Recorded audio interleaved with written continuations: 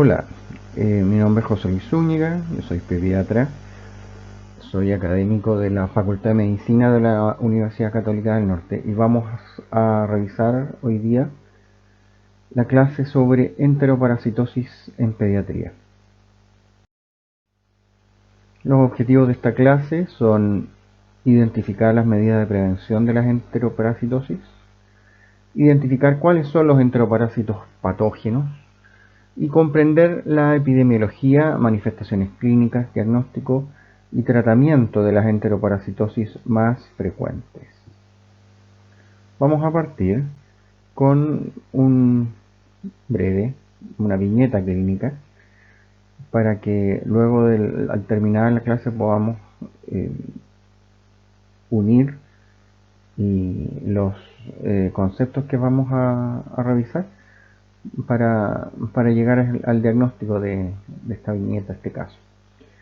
Preescolar 4 años, sexo masculino, asiste a jardín infantil, hace 6 meses tiene episodios de diarrea de 5 a 10 días de duración. Cada episodio consta de 4 o 5 deposiciones diarias de mal olor, pastosas y entéricas, vale decir con restos de alimentos sin digerir, anorexia y dolor abdominal, vómitos en forma de tono preescolar, de 5 años de edad, sexo femenino, acompañada por su madre, y presenta prurito anal de 2 semanas de evolución de predominio nocturno, asociado a bruxismo y a un dormir intranquilo.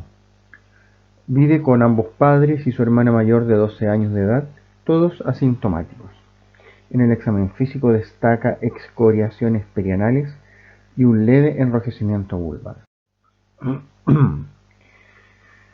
Para comenzar, en forma general, las enteroparasitosis se definen como infecciones producidas por parásitos cuyo hábitat natural es el aparato digestivo del hombre. Son más frecuentes en los países en desarrollo, esto porque están la mayoría de ellas relacionadas con pobres condiciones de saneamiento ambiental. Son importantes causas de diarrea aguda y crónica, ¿ya? Llegando a ser un 10% del total de las etiologías.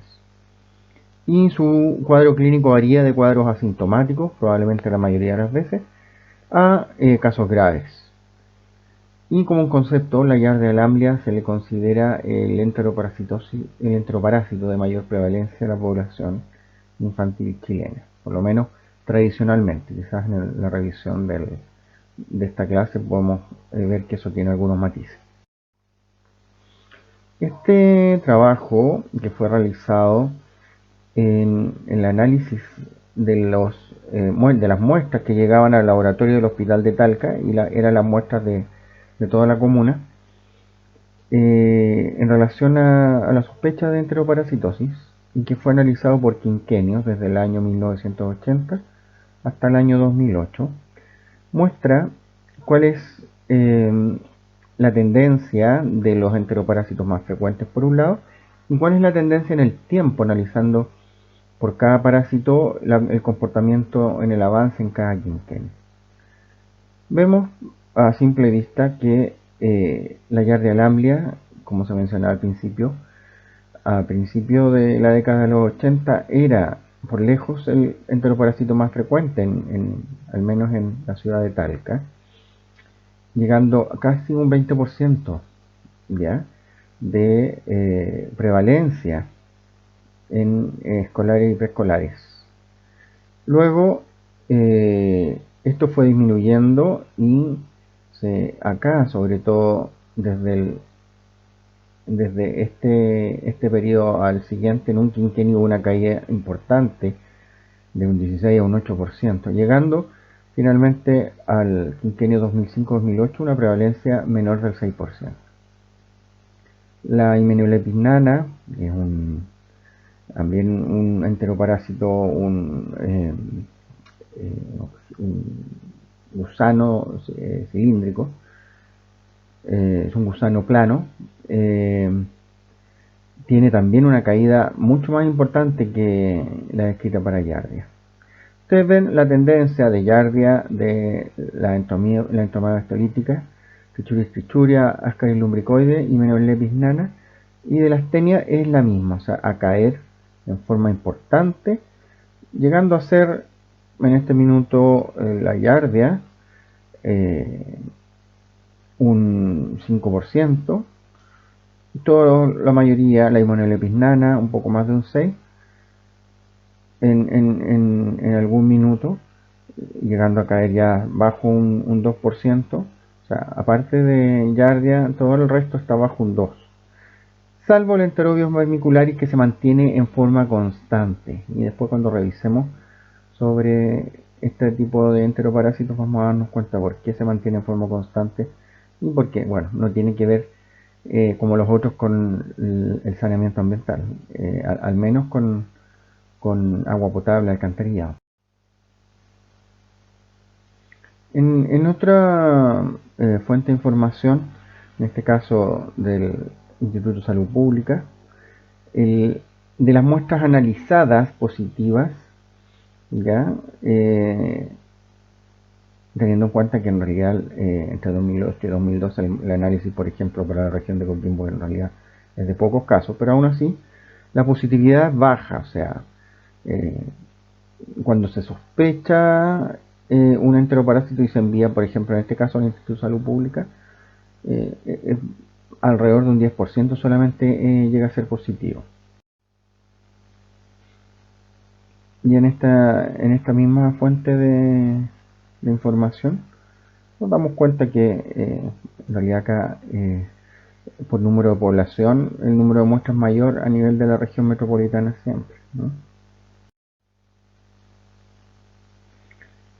Y en este análisis del Instituto de Salud Pública, el Blastocystis homini es el agente mayormente identificado, luego la Giardia, el Cryptosporidium, y luego una diversa variedad de algunos en que son bastante poco, es muy bajo el número de los casos identificados. La prevención de la enteroparasitosis está relacionada con su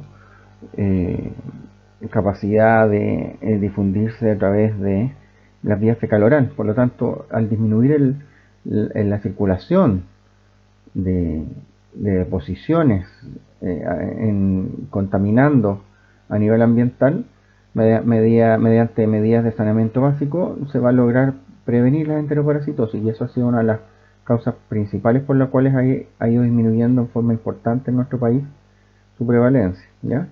Como facilitando el acceso a agua potable, facilitando también el acceso a la correcta eliminación discreta, el tratamiento de aguas servidas. No utilizar elementos o excrementos como abono para el cultivo de hortalizas ni aguas servidas para riego. No consumir carnes o verduras crudas. Y controlar vectores mecánicos como moscas, cucarachas, vectores biológicos como mosquitos. Modificar hábitos de convivencia del hombre con los animales para evitar el contacto con las heces de los mismos. Por ejemplo, sobre todo los niños pequeños, que a veces tienen un contacto muy estrecho con animales, mascotas, los abrazan, los besan, y ahí en el pelaje de los animales pueden estar contaminados con deposiciones. Promocionar la lactancia materna, porque está, entre otras muchas ventajas de la lactancia, está demostrada su posibilidad de disminuir el riesgo de las parasitosis, principalmente las enteroparasitosis asociadas a diarrea. Para las personas que trabajan en especial en tierra, trabajadora agrícola, la utilización de guantes y calzado cerrado, y por supuesto en todo momento, y sabemos sobre todo ahora en especial, el adecuado lavado de manos. Revisando cuáles son los enteroparásitos que nos pueden informar, por ejemplo en un examen, cuáles son patógenos, porque hay algunos que no son patógenos, ya, que son comensales. Los llamados gusanos o helmintos, todos son patógenos. La aparición de cualquier helminto significa que hay la posibilidad de que esté produciendo enfermedad. Dentro de los nemátodos, los gusanos cilíndricos, una amplia lista, están en negrita lo que vamos a revisar ahora en esta clase: el Ascaris lumbricoides y el Enterobius vermicularis. Destacar también, en especial para revisar por su cuenta, el anisakis, sobre todo por el hecho que es un nematodo que que está en los pescados, ya en los peces. Y al consumir, por ejemplo, carne mal cocida, ha ido en aumento en nuestro país en forma importante en el último tiempo a través del sushi, por ejemplo, se puede el humano puede adquirir la infección por el anisakis. Dentro de los cestos gusanos planos también hay una lista importante, dentro de los cuales en esta clase vamos a revisar la Taenia solium y la Taenia saginata. En el área de los protozoos, todos los coccidios son considerados patógenos, dentro de los cuales en esta clase sí, aunque no está destacado, vamos a revisar sobre el Cryptosporidium, también la Giardia y la Entamoeba stolítica. Blastocystis hominis lo vamos a mencionar porque ha tenido un comportamiento variable desde el punto de vista de considerarlo no patógeno. Los parásitos del género Microsporidium, ¿ya? Y los sarcocistes.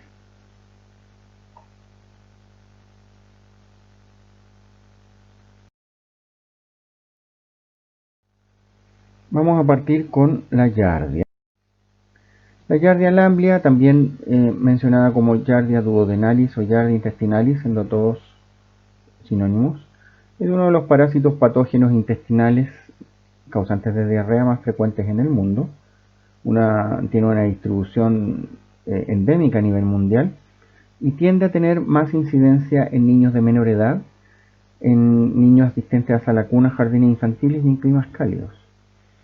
Tradicionalmente, hace algunas décadas, afectaba entre el 30 o un 50% de los preescolares. Sin embargo, como revisábamos en el trabajo, por ejemplo, realizado en Talca, la prevalencia ha ido disminuyendo de forma muy importante y ahora se manejan cifras de un 12 e incluso menos menor porcentaje de prevalencia. La infección aguda y crónica se circunscribe principalmente al intestino delgado. Eventualmente la infección crónica, en casos especiales, sobre todo en individuos inmunodeprimidos, podría llegar también a las vías biliares. La Giardia es un protozoo flagelado que está en forma de trofozoito, que es la forma patógena que está produciendo la enfermedad a nivel intestinal, y está la forma infectante, que es el quiste.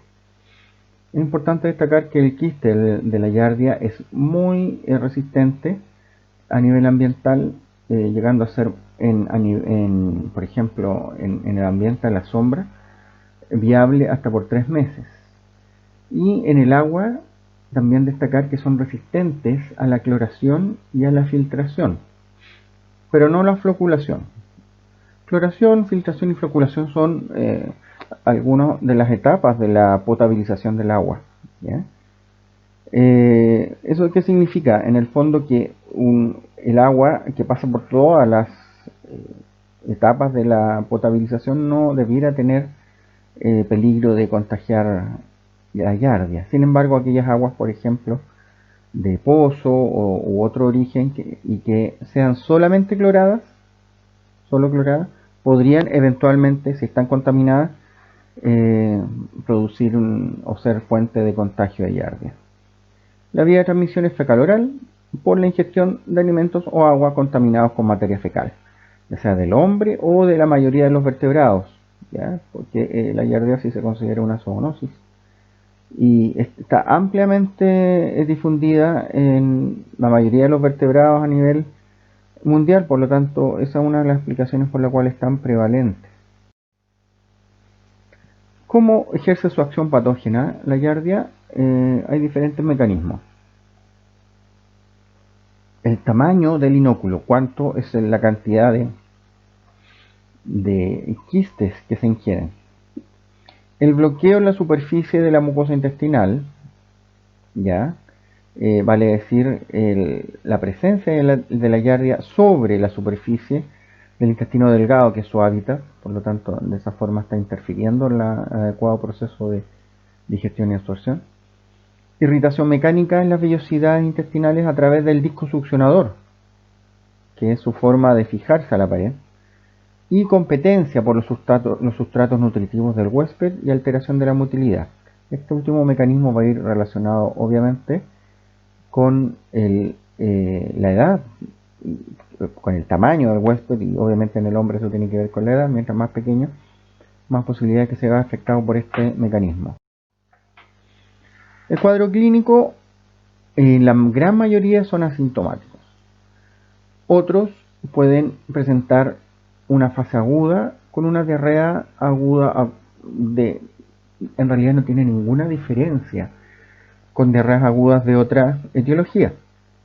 Se describe una diarrea acuosa asociada a dolor abdominal, meteorismo, anorexia, náuseas, vómitos, y que tiende a pasar en forma autolimitada sin necesidad de tratamiento luego de 3 a 4 días. En los individuos que llegan a la fase crónica, que son los menos, se puede presentar como un cuadro de diarrea con 4 a 5 deposiciones diarias de muy mal olor, pastosas, lientéricas, ya decía, con trozos de alimentos sin digerir visibles, anorexia y dolor abdominal persistente, y con compromiso del peso y por lo tanto del estado nutricional. La diarrea puede ser crónica, intermitente o recidivante, y en algunos niños menores de 2 años principalmente, o en individuos inmunocomprometidos o desnutridos, se puede llegar a un franco síndrome de mala absorción, con deposiciones esteatorreicas, con una, francamente, además de disminución del peso, también puede haber compromiso de la talla por una desnutrición crónica importante, y obviamente diarrea crónica.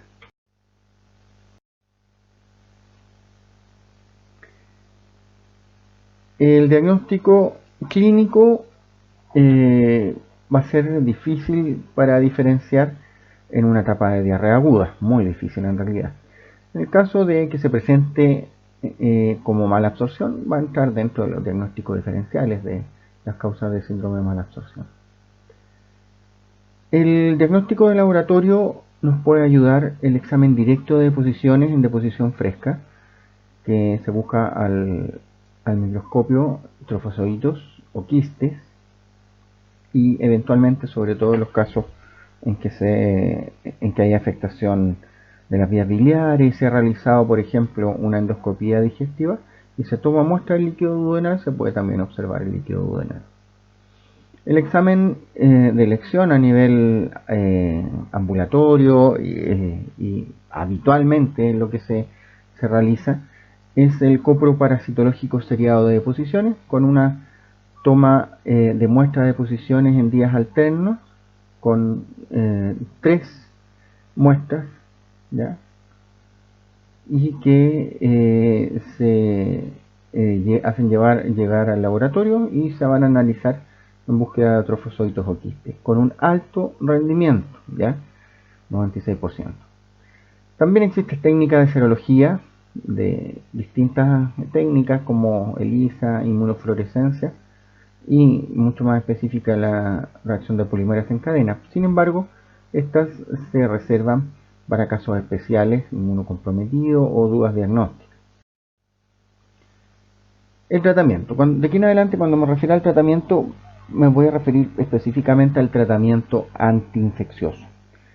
El tratamiento de la diarrea aguda como tal, en especial en relación a la parte nutricional y a la prevención o el manejo de la deshidratación, no varía independiente de la causa, ya sea parasitaria o viral u otra etiología. Por lo tanto, esa es un acápite que se va a revisar en otra clase. Me voy a referir exclusivamente al tratamiento antiinfeccioso.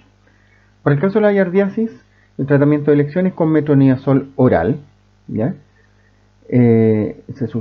Está contraindicado su uso en el embarazo. Tiene una alta tasa de curación. Alternativas: el tinidazol, con una alta tasa de curación también, con la diferencia que es dosis única. El ornidazol, con mecanismos y con tasas de curación muy similares a las anteriores. Y para el caso del embarazo, la alternativa es la paromomicina. Alternativas también, la furazolidona, sobre todo pensando que A nivel público, por lo menos, el metronidazol oral no está en suspensión, como para niños pequeños, en jarabe, y la furazolidona sí, con una alta tasa de curación también. Por lo tanto, también hay que considerar como una buena alternativa a la furazolidona para el tratamiento de la giardia. Eso con respecto a giardia. Vamos a analizar ahora lo que tiene que ver con la ameba. La amebiasis está producido por la entomóeba histolítica también con una amplia distribución mundial, con una alta aportación en países en desarrollo, y esto está relacionado también con una mala red o un mal desarrollo del saneamiento ambiental. Y al igual que la giardia es resistente a la cloración, por lo tanto aguas que no han sido potabilizadas, solamente cloradas, por ejemplo, y que están contaminadas, también tienen el potencial de contagiar la ameba. El mecanismo de transmisión es fecal oral, al igual que la mayoría de los enteroparásitos, con un ciclo largo a través del ambiente, un ciclo corto directamente, ¿cierto? A través, por ejemplo, de manipulación con las manos contaminadas con deposiciones y alimentos que van a la boca. También existen las formas infectantes, que son los quistes en el ambiente, y las formas patógenas a nivel del intestino, que es el trofozoito. La diferencia, por ejemplo, con la giardia, que se mantiene principalmente a nivel de la superficie del intestino delgado, es que la ameba, cuando es ingerida, los quistes eclosionan y se empiezan a nivel del intestino grueso, a diferencia de la ameba, que era el intestino delgado, a tener su hábitat, pero tienen una capacidad patógena y capacidad patogénica, digamos, diferente, que es mucho más agresiva, y pueden atravesar la pared del colon y de esa forma, por vía hematógena, llegar a otros sistemas u órganos.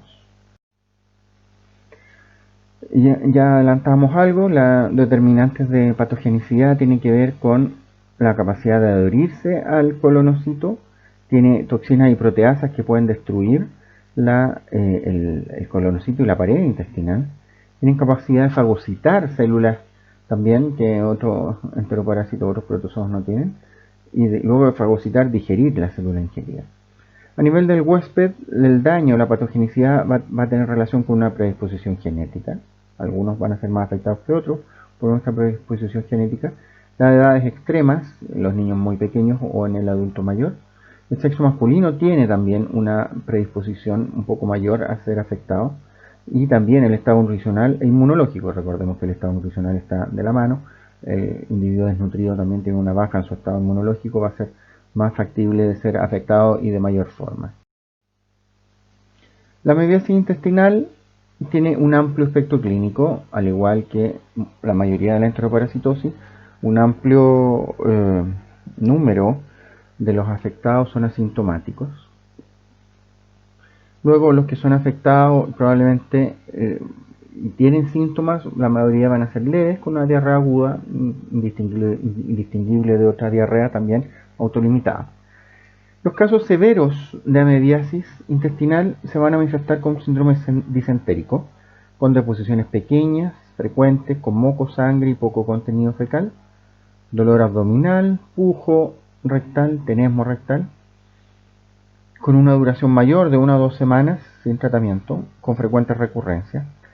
Y los casos severos pueden producir, ya les mencionaba, por la capacidad patogénica de las amebas, lesiones y daño a nivel de la mucosa colónica en forma importante, observándose a nivel anatomopatológico o endoscópico úlceras llamadas en cuello de botella, granulomas amebianos que pueden llegar a la perforación, y de esa forma hemorragia, peritonitis y obstrucción intestinal. En el caso de la amebiasis extraintestinal, que les mencionaba, y puede llegar por vía hematógena, en general son cuadros graves. La más frecuente de las extraintestinales es la hepática, caracterizándose habitualmente por fiebre, un compromiso de estado general importante, hepatomegalia ictericia y dolor de hipocondrio derecho. también puede llegar a otros sistemas u órganos como a nivel pulmonar, pleural y pericárdico.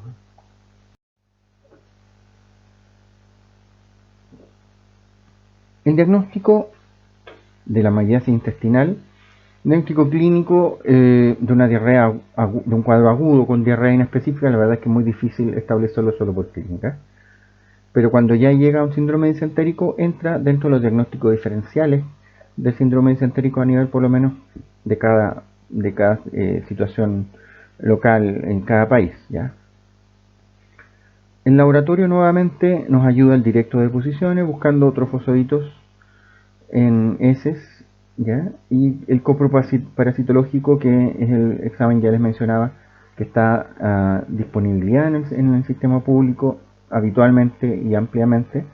A nivel de atención primaria, por ejemplo, es el examen que está disponible con un alto rendimiento en busca de trofosoditos o quistes de ameba. En casos en que hay una mayor afectación, en que no se ha logrado el diagnóstico o por la presencia o sospecha de complicaciones, puede llegar a la endoscopía digestiva, rectosigmoidoscopía, colonoscopía, en que se puede visualizar directamente el daño como la mucosa edematosa y úlceras en botón de camisa, y se puede llegar también al diagnóstico en caso que haya algunas lesiones en que se pueden entrar al diagnóstico diferencial de otras alteraciones, por ejemplo las úlceras que produce a nivel colónico pueden entrar al diagnóstico diferencial de las lesiones neoplásicas, por lo tanto muchas veces se hace un raspado de biopsia en el cual en el análisis anatomopatológico se puede observar la presencia de ameba. En el caso de la amebiasis extraintestinal, principalmente la hepática, que es la que más se ve, el diagnóstico de laboratorio va a ser apoyado por serología, por distintas técnicas, la reacción de polimerasa en cadena, que es más específica, y dependiendo de la ubicación, imágenes, ya radiografía tórax en caso de la ubicación pulmonar o pleural, ecotomografía, tomografía computada, etc. El diagnóstico diferencial va a depender de la ubicación y la afectación. A nivel intestinal, en especial cuando se produce un síndrome disentérico, ya les decía que el diagnóstico diferencial tiene que ver con los cuadros o las afecciones que pueden producir el síndrome disentérico en nuestro medio, entre los cuales las más frecuentes están la shigellosis, otras enteroparasitosis, la enfermedad inflamatoria intestinal, en especial desde la edad escolar en adelante, neoplasias, diverticulitis, menos frecuente tuberculoma. A nivel hepático, ya les mencionaba por esas características que tenía de fiebre, ictericia, compromiso de estado general y masa a nivel del hipocondrio derecho. Entra el diagnóstico diferencial de colecistitis aguda, colangitis, histidatídico, hepático o biliar y neoplasias a ese nivel. El tratamiento, ya les mencionaba, va dirigido, lo que voy a mencionar ahora, al tratamiento antiinfeccioso principalmente. A diferencia de, por ejemplo, en la giardia, en que solo se tratan aquellos pacientes que son sintomáticos, los asintomáticos no es necesario tratarlos. En el caso de la amebiasis se tratan todos, ya sean sintomáticos o no, cuando aparezcan trofosoditos o quistes en heces. En el caso de la amebiasis intestinal, el tratamiento de elección es el metronidazol oral, las dosis y los días que se mencionan ahí. Eventualmente en pacientes más graves que no puedan recibir por vía oral, endovenoso. Tinidazol como una alternativa y la hidroemetina por vía parenteral. Eso respecto a amebiasis. El siguiente enteroparásito que vamos a abordar y que nos muestren ahí las flechas es el Cryptosporidium. La criptosporidiosis es una enfermedad que se conoce desde principios del siglo XX, pero tomó una relevancia mayor a principios de los 80, cuando se empezó a ver que empezaba a afectar a los individuos que además presentaban en ese momento una enfermedad emergente y todavía desconocida que afectaba a su sistema inmune. Bueno, en la década de los 80, cuando se hizo presente el SIDA en el mundo, empezaron a verse cuadros atípicos y mucho más frecuentes de lo que se conocía antes con Cryptosporidium, y nuevamente tomó relevancia el estudio de este enteroparásito. Hay más de 20 especies conocidas, muchas de ellas afectando a muchos animales, no solo al hombre. El Cryptosporidium hominis y el Cryptosporidium parvum son los más asociados con enfermedades en humanos. Ya les decía, es una zoonosis, afecta a muchos animales, tiene una distribución endémica a nivel mundial y los más afectados son los lactantes y los preescolares, y ya mencionaba los sujetos inmunosuprimidos e inmunocomprometidos, ya sea en forma congénita o adquirida. El Cryptosporidium es un protozoo pequeño que está también en formas infectantes y patógenas, el trofozoito como forma patógena y el ooquiste como forma infectante. Respecto al ooquiste, importante mencionar que a diferencia de otros patógenos, de otros enteroparásitos, apenas sale al medio ambiente no requiere madurar, sino que es inmediatamente infectante. Son muy resistentes en el medio ambiente también y son resistentes a la cloración y resistentes a muchos desinfectantes habituales. Y esto también hace que sea muy frecuente su presencia y algunos cuadros o brotes de esta enfermedad a través de la contaminación de aguas de piscina, por ejemplo. La vía de transmisión es fecal-oral, ya le decía, por agua contaminada en piscinas o agua de beber. Y también por alimentos contaminados. Menos frecuente, y para brotes, de todas maneras, el agua contaminada es más frecuente. La patogenia está dada principalmente por su ubicación. Se ubica a nivel del intestino delgado. Tiene una vez ingerido, se ubica en los enterocitos a nivel de la superficie absortiva, ¿ya? Y claramente si están ubicados a nivel de la superficie absortiva va a estar influyendo y va a estar interfiriendo en la capacidad absortiva del enterocito. Se va a producir por esta razón atrofia y fusión de las vellosidades intestinales, y por esta misma razón va a llevar a mala absorción. El cuadro clínico, nuevamente, en el caso de los inmunocompetentes, la mayoría son asintomáticos. En otros casos puede verse una diarrea aguda, indistinguible de otras, con náuseas, vómitos, ¿ya? Y dolor abdominal, autolimitada con una duración de 5 a 10 días. Puede haber recaídas, ya, a los días o semanas después del primer episodio o del episodio anterior. En los niños puede llegar a producir una diarrea persistente y afectar de esta forma el estado nutricional y crecimiento. Y desde ese punto de vista también entra dentro de los diagnósticos diferenciales cuando nos enfrentamos con diarrea persistente con afectación pondoestatural. En los inmunodeprimidos se puede presentar como una diarrea acuosa profusa. Se describe como coleriforme, eso significa similar al cólera, y la diarrea del cólera es como la imagen que tenemos de la diarrea, que puede llegar a deshidratar y matar incluso a un individuo en pocas horas, ¿ya? Una gran e importante pérdida de líquidos a través de la diarrea. Puede asociarse además eventualmente con compromiso, en especial de los inmunodeprimidos, de otros órganos o sistemas, como produciendo colangitis, colecistitis, hepatitis, pancreatitis y afección pulmonar. El diagnóstico clínico va a diferenciar de otras etiologías de diarrea y mala absorción. En los casos agudos es difícil hacer la diferencia, obviamente. En los casos crónicos quizás ya les mencionaba, sobre todo en aquellos que tienen mala absorción y compromiso pondoestatural, va a entrar dentro de los diagnósticos diferenciales en ese área.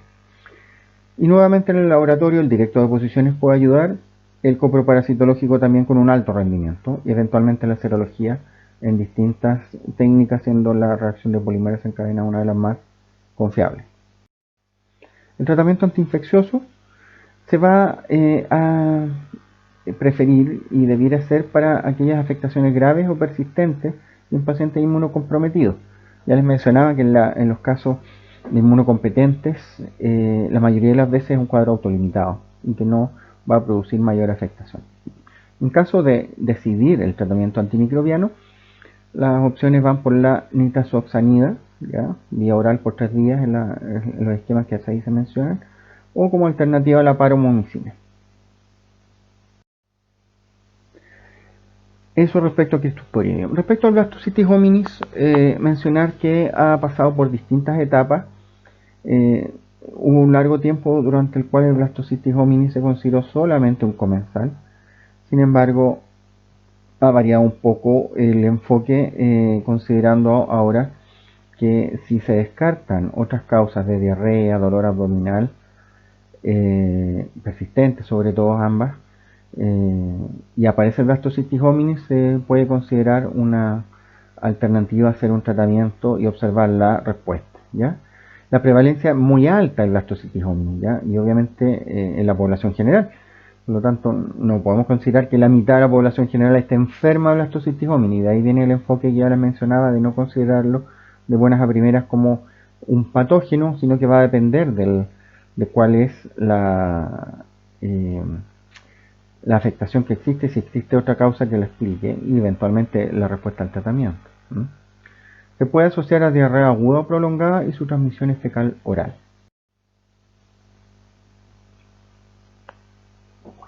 Eso principalmente respecto a protozoos.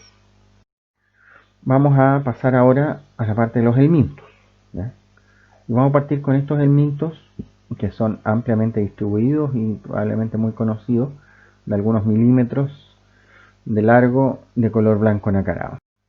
El Enterobius vermicularis o oxyuro. Tiene un cuerpo filiforme, ¿cierto? Blanco nacarado, el macho alrededor de 3,5 milímetros, la hembra un poco más del doble del macho.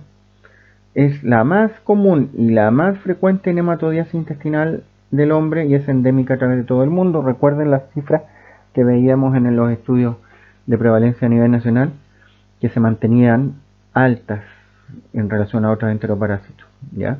A través del tiempo. Afecta principalmente a niños, en especial en forma sintomática, porque los adultos pueden afectarse igual, pero no son o no somos habitualmente sintomáticos, y la transmisión de huevos se hace vía fecal oral directamente. El ciclo biológico del oxyuro, su hábitat es la región iliocecal. Sin embargo, cuando muere y posterior a la copulación, el macho se elimina a través de las deposiciones y ahí se puede encontrar. Luego de la fertilización del macho a la hembra grávida viaja y por la noche sale a través de la región perianal donde deposita los huevos y muere. Y también ahí eso tiene una directa relación con los síntomas, como vamos a ver enseguida. La transmisión de los huevos infectantes puede ser por vía fecal oral, por vía de la ropa de cama o por inhalación, porque estos huevos son microscópicos y pueden permanecer en el aire. Y eso explica también por qué es tan importante hacer un tratamiento completo y por qué también es tan frecuente la reinfección y la prevalencia de este nematodo. Y se puede producir reinfección al mismo individuo por ingestión de los huevos larvados.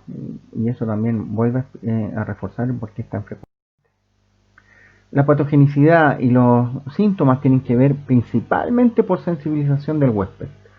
El oxyuro produce un mínimo daño directo de mucosa y con estos dos conceptos podemos explicar en el fondo o podemos llegar a decir que cuando existe dolor abdominal, diarrea, no tenemos que enfocarnos en el oxyuro porque es muy poco probable, muy improbable que esos síntomas sean causados por oxyuro, sino que hay que buscar otras causas. Nuevamente, la mayoría de los portadores son asintomáticos. Los que son sintomáticos, en especial en los niños y niñas, se produce un prurito anal de predominio nocturno. Ya veíamos en el ciclo biológico relacionado con la salida de la hembra después de ser fecundada a través de la zona perianal. Intranquilidad en el sueño, bruxismo, pesadilla, sonambulismo, también hay que considerarlo dentro de los trastornos del sueño como un diagnóstico diferencial. Escoriaciones perianales que se pueden sobreinfectar. Prurito nasal como consecuencia de un mecanismo de hipersensibilidad, ¿ya? Vulvitis y vulvovaginitis por el paso a veces de la hembra que sale de la zona perianal arrastrando flora, cierto, fecal hacia la vulva y la vagina y que puede llegar a producir la inflamación, a veces empeorada por la escoriación y el grataje, el rasquido de la niña, y eventualmente está descrito junto a apendicitis. Se ha visto y se ha llegado a la conclusión que la presencia de oxyuros en apéndice extirpado tiene que ver más que nada por su hábitat, digamos, en la zona iliocecal, muy cercano al apéndice, obviamente, que en caso de un apéndice que está inflamado por otra razón, por la etiopatogenia, el mecanismo fisiopatológico del apendicitis propiamente tal, en un apéndice que está inflamado, vascularizado, puede atraer a los oxyuros en forma secundaria, pero no llegar a ser la causa desencadenante. El diagnóstico clínico está relacionado con los síntomas que ya se mencionaban, eventualmente la visualización directa ya en la zona perianal, y nos podemos ayudar con el laboratorio. Y dentro del laboratorio, el examen que va a ayudar y que sirve es el test de Graham, no sirve el parasitológico. ¿Ya? Y al revés, si lo que estamos sospechando son otros enteroparásitos, no nos sirve pedir asociado al test de Graham. Y el test de Graham solo va relacionado al oxuro.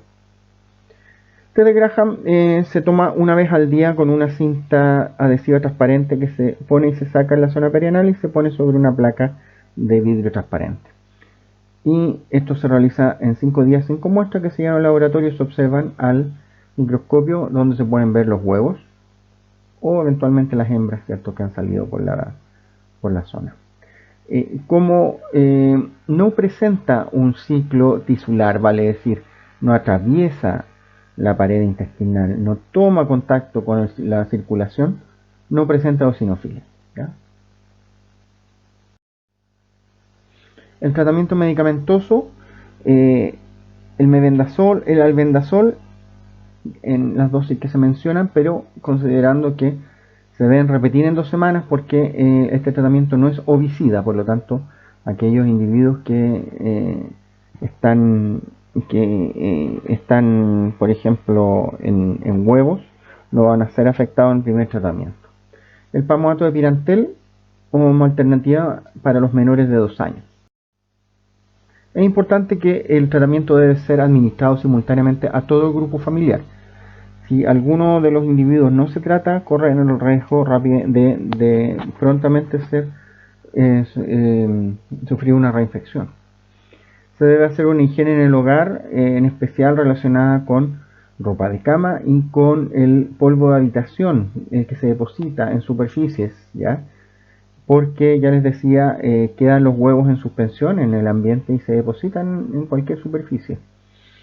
Y se sugiere el lavado de ropa de cama exponiendo al sol y advertir que por efecto del medicamento se pueden expulsar más oxuros por 1 o 2 días, lo cual puede asustar por supuesto si es que no lo saben, pero que es esperable. Esto es el lumbricoides, una almitiasis, ¿cierto?, de alta frecuencia, especialmente en zonas húmedas, climas tropicales y templados, y en niños. Producida por el Ascaris lumbricoide, también asociada a defectos de saneamiento ambiental, y en Chile tiene una prevalencia baja de menos de un 10%, en realidad es bastante menos según los últimos estudios. La hembra es también más grande, el doble prácticamente que el macho, 30-40 centímetros versus 15-20, y viven en el lumen del intestino delgado, a diferencia de otros parásitos. No se fijan a la pared, sino que están permanentemente haciendo frente a la peristalsis, porque tienen una musculatura muy importante que les permite moverse y quedarse en el mismo lugar, haciendo frente al movimiento natural del intestino. También se eliminan a través de las deposiciones los huevos, ¿ya?, fertilizados. Aquellos huevos que están fertilizados van a madurar y van a llegar a producir huevos embrionados en el ambiente. Necesita tiempo para madurar en el ambiente. Cuando estos huevos embrionados se ingieren, van a producir la infección para ir a la zona del intestino delgado. Sin embargo, estas larvas cuando eclosionan no se van a quedar ahí. Tienen primero que hacer un ciclo que vamos a mencionar enseguida para su maduración total. Atraviesan la pared intestinal y van a dar por vía sanguínea hacia el pulmón. En el pulmón van a avanzar hasta llegar a la vía aérea. En la vía aérea van a subir y bajar nuevamente por el tracto digestivo para ubicarse en la zona del intestino delgado donde se van a quedar. La patogenicidad tiene que ver con hartos aspectos. La acción exfoliadora vale decir que están alimentándose de los alimentos y de los nutrientes que el huésped va ingiriendo. Y eso va a tener en especial relevancia en aquellos huéspedes más pequeños como los niños y cuando hay un número de individuos de parásitos importantes en el huésped. Pueden lesionar la mucosa intestinal por su movimiento, transportar gérmenes del intestino hacia las vías pancreáticas y biliares, también por su capacidad de moverse. Una acción tóxica alérgica a través de la secreción de sustancias a través de su piel, ¿ya? Y una acción mecánica que está relacionada con la obstrucción que puede llegar a producir, como ese ovillo que veíamos al inicio, en la primera imagen, que pueden llegar a producir obstrucción intestinal. La clínica puede producir un cuadro de diarrea aguda indistinguible de otro, con dolor abdominal, diarrea, náuseas, vómitos. El examen físico está descrito que en aquellos individuos de pared abdominal delgada e hiperparasitados con una gran cantidad de ascaris en su intestino podría llegar a palparse asas ocupadas por masas acordonadas. La verdad es que es una descripción clásica, pero por lo menos en nuestro país yo nunca me ha tocado enfrentarme con un caso así, ni he visto descripción reciente de casos en que se puedan palpar a través del examen abdominal. Puede llegar a comprometerse pondoestaturalmente el individuo, en especial si son niños pequeños, en especial si ya están con un compromiso previo ponderal o nutricional. Y las complicaciones tienen que ver con su capacidad de movilizarse, obstrucción intestinal, obstrucción de vías biliares y la invasión pulmonar descrita. La invasión pulmonar, ya les decía, puede producir bronquitis obstructiva, neumonía, bronconeumonía. Puede producir, por lo tanto, dificultad respiratoria, tos, fiebre y una radiografía de tórax que puede mostrar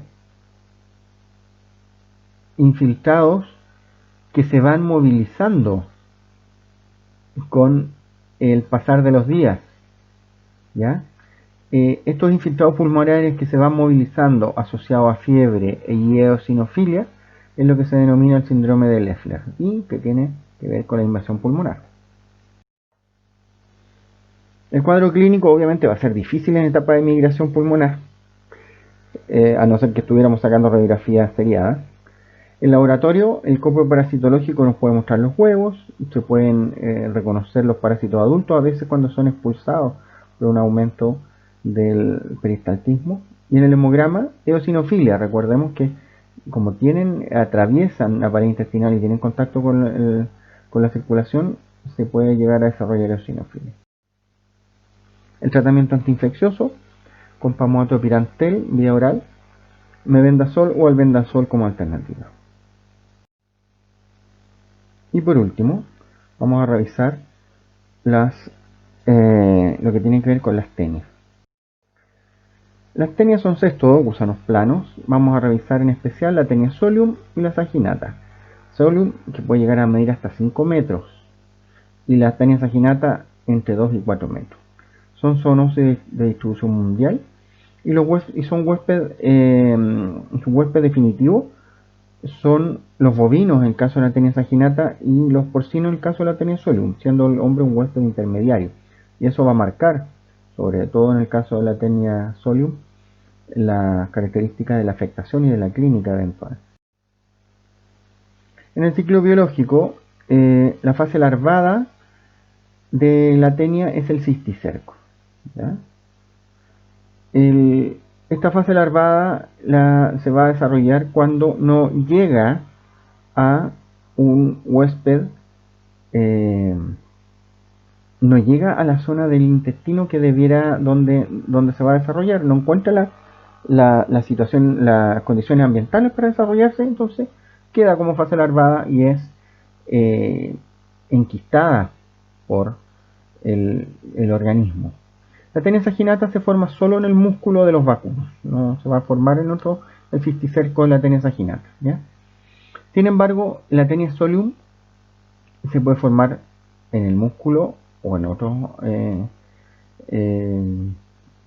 órganos y sistemas del cerdo, pero también en el del hombre. Y esta es la importancia, porque si se ingieren huevos de tenia solium, eventualmente, luego de pasar a la circulación, pueden llegar al sistema nervioso, el globo ocular, músculos, hígado, corazón, pulmón, peritoneo, cualquier parte del organismo y desarrollar ahí un cisticerco y una cisticercosis. Y esto solo ocurriría con la tenia solium en el hombre al ingerir los huevos larvados. El modo de transmisión, la ingesta de carne mal cocida o cruda con cisticercos, tanto para la tenia solium o para la tenia saginata. Cuando ocurre esto, corremos el riesgo de desarrollar una teniasis intestinal. Pero cuando ingerimos huevos de tenia solium, podemos llegar a desarrollar una cisticercosis. La localización del individuo adulto es en el intestino delgado, ¿ya? Por ejemplo, se ingiere el cisticerco en el músculo y se va a nivel intestinal, se va a eclosionar y va a empezar a crecer desde la cabeza, ¿cierto? En la parte más delgada, donde se adhiere por estos escolex a la pared intestinal y de ahí empieza a crecer hacia atrás. Y al final se van a ir cada uno de estos segmentos o proglótides se van a ir eliminando aquellos, en el caso de la hembra, las proglótides grávidas que van a ir llenas de huevos. La clínica, nuevamente muchos asintomáticos, en algunos puede haber un cuadro de dolor abdominal, vómitos o náuseas, diarrea, malestar general, dispepsia, y se describe como clásicamente que puede haber anorexia u ocasionalmente, anecdóticamente, aumento del apetito. Y de ahí viene habitualmente también esto se decía clásicamente que alguien que comía mucho tenía la solitaria, la lombriz solitaria, se referían a esto. Ocasionalmente alteraciones neurológicas como cefaleas, vértigo y nerviosismo que tienen que ver con las reacciones tóxico-alérgicas producto de los metabolitos que estaría eliminando el parásito. Y la cisticercosis va a depender de la localización. Recordemos, cisticercosis por ingestión de huevos de tenia solo.